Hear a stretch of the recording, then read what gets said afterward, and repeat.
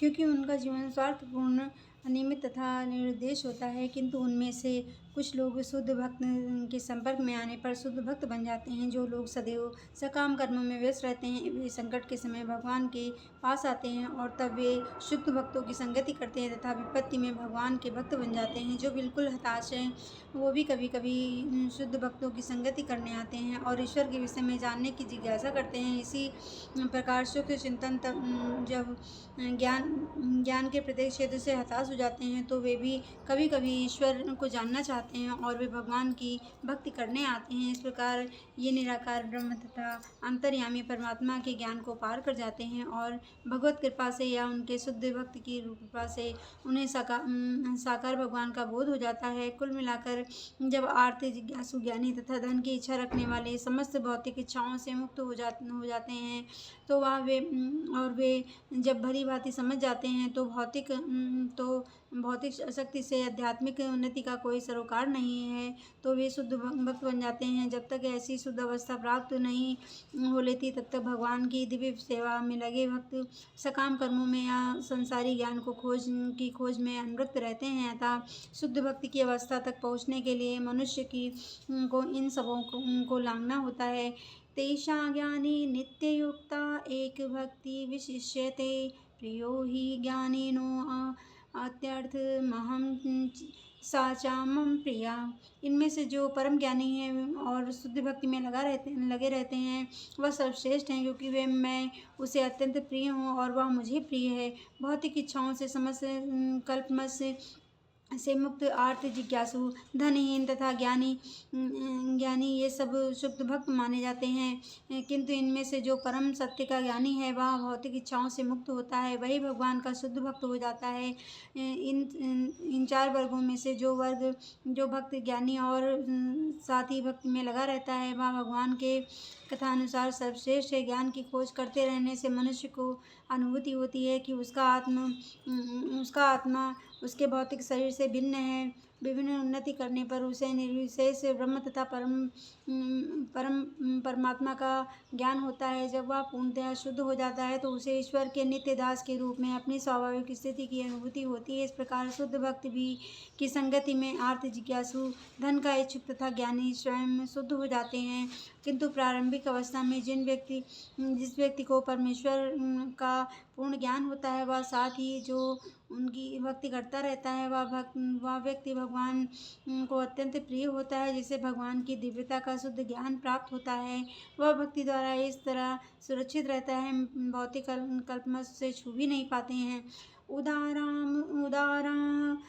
सर्वे एवेति ज्ञानी तात्ममेव मे मतम् आस्थिता सा हि युक्तात्मा मामे मानुत्तमां गतिम्। निसंदेह ये सब उदार चेता व्यक्ति हैं, किंतु जो मेरे ज्ञान को प्राप्त है, उसे मैं अपने ही समान मानता हूँ। वह मेरी दिव्य सेवा में तत्पर रहकर मुझे सर्वोच्च उद्देश्य को निश्चित रूप से प्राप्त करता है। ऐसा नहीं है कि जो कम ज्ञानी भक्त हैं, वे भगवान को प्रिय नहीं होते। भगवान कहते हैं कि सभी उदार चेता है, क्योंकि चाहे जो भी भगवान के पास किसी भी उद्देश्य से आए, वह महात्मा कहलाता है। जो भक्ति के बदले कुछ लाभ चाहते हैं, उन्हें भगवान स्वीकार करते हैं, क्योंकि उनमें इससे स्नेह का विनिमय होता है। वे स्नेहवश भगवान से लाभ की याचना करते हैं और जब उन्हें वह प्राप्त हो जाता है, तो वह इतने प्रसन्न होते हैं कि वे ही भगवत भक्ति करने लगते हैं। किंतु ज्ञानी भक्त भगवान को इसलिए प्रिय हैं, इसका उद्देश्य प्रेम तथा भक्ति से परमेश्वर की सेवा करना होता है। ऐसा भक्त भगवान की सेवा किए बिना क्षण भर भी नहीं रह सकता है। इसी प्रकार परमेश्वर अपने भक्त को बहुत चाहते हैं और वे अपने उससे विलग नहीं हो पाते हैं।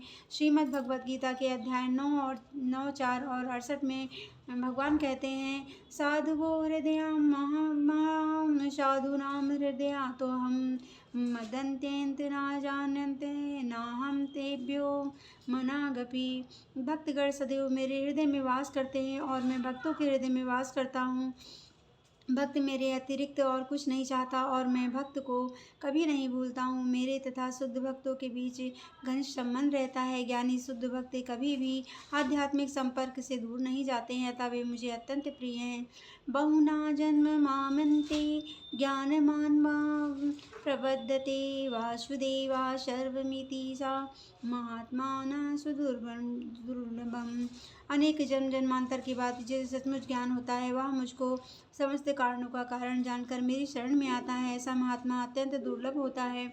भक्ति का दिव्य अनुष्ठानों को करता हुआ जीव अनेक जन्मों के पश्चात इस दिव्य ज्ञान को प्राप्त कर सकता है कि आत्मा साक्षात्कार का चरम लक्ष्य श्री भगवान है। आत्म साक्षात्कार के प्रारंभ में जब मनुष्य भौतिकता का परित्याग करने का प्रयत्न करता है वह निर्विशेषवाद की ओर उसका झुकाव हो जाता है, किंतु आगे बढ़ने पर वह यह समझ जाता है कि आध्यात्मिक जीवन में ही कार्य हैं और इन्हें भी भक्ति का विधान होता है। इनकी अनुभूति होने पर वह भगवान के प्रति आसक्त हो जाता है और उनकी शरण ग्रहण कर लेता है। इस अवसर पर वह समझ सकता है कि श्री कृष्ण की कृपा ही सर्वस्व है। वे ही सब कारणों के कारण हैं और वे ही जगत में उनसे स्वतंत्र नहीं है। कोई भी जगत में उससे स्वतंत्र नहीं है। वे ही इस कारणों के कारण हैं और यह जगत उनसे स्वतंत्र नहीं है। वह इस भौतिक जगत की आध्यात्मिक विविधाओं का विकृत प्रतिबिंब मानता है और अनुभव करता है कि प्रत्येक वस्तु का परमेश्वर कृष्ण से संबंध है। इस प्रकार वह प्रत्येक वस्तु को वासुदेव श्री कृष्ण से संबंधित समझता है। इस प्रकार की वासुदेवमयी व्यापक दृष्टि होने पर भगवान कृष्ण को परम लक्ष्य मानकर शरणागति प्राप्त होती है। ऐसी शरणागत महात्मा दुर्लभ हैं। इस श्लोक की सुंदर व्याख्या श्वेताश्वर उपनिषद में के अध्याय 3, 14 और 15 में मिलती है। सहस्रशीर्षा पुरुषा सहस्राक्षा सहस्रपात् सा भूमि विश्वस्तो वृत्वा तत्तितिष्ठन् दशांगुलं पुरुषां वेद एवेतं सर्वा तद्भूतं यच्च भवन्तम् उतामृत्वा स्वनेन शानो तद् यद् नेत्रान्तिरो